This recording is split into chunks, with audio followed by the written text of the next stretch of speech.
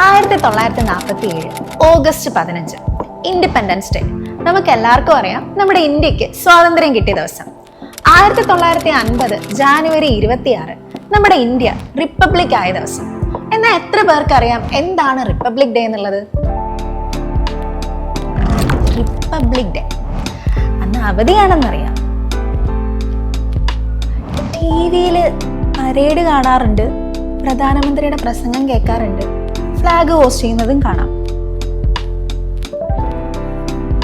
Republic day എന്നറിയാം, പക്ഷെ republic എന്താണെന്നറിയില്ല. 1947 ഇന്ത്യക്ക് സ്വാതന്ത്ര്യം കിട്ടിയെന്നുണ്ടെങ്കിലും നമ്മൾ ഇന്ന് അനുഭവിക്കുന്ന ഈ റൈറ്റ്സും ഫ്രീഡവും ഒക്കെ നമുക്ക് എൻജോയ് ചെയ്യാൻ സാധിക്കുന്നത് ഇന്ത്യൻ കോൺസ്റ്റിറ്റ്യൂഷൻ നിലവിൽ വന്നതോട് കൂടിയിട്ടാണ്.